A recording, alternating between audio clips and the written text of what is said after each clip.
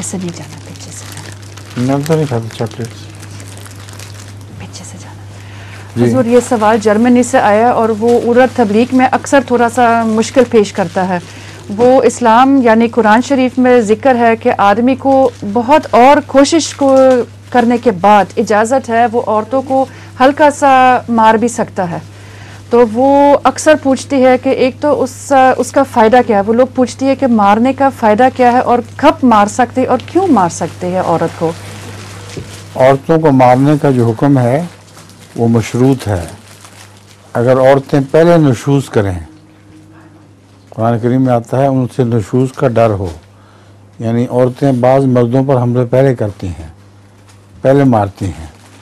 तो मर्द का ये मतलब तो नहीं है कि वो खामोशी से मार खाता रहे, लेकिन कुरान करीम में पहले सब्र की तालीम दी है। कहा है उसके लिए दुआ करो और उसके लिए बिस्तर उसका अलग कर लो, 1 महीना उसका बिस्तर अलग रखो।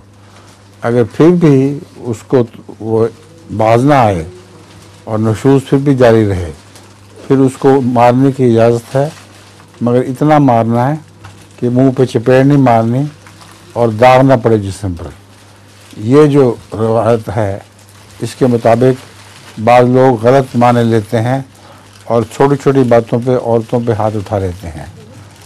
हज़रत सल्लल्लाहु अलैहि वसल्लम ने कभी अपनी बीवी पे एक उंगली भी नहीं उठाई, बस जिस पर आयत नाजिल हुई है उसको इस आयत का मफ़हूम ज़्यादा मालूम था, इसलिए हमें रसूल सल्लल्लाहु अलैहि वसल्लम के उससे पर अमल करना चाहिए।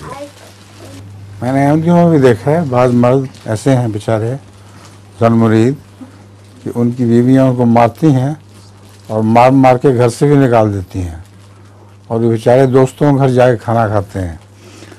तो ये सिर्फ इस कुरान करीम के हुक्म के ख़िलाफ़ वर्जी है। अगर वो मर्द होते तो शरारत करने वाली बीवियों जो उठती हैं आगे से, उनको 2-4 छप्पड़ मारते थे, तो वो इस तरह ना करती।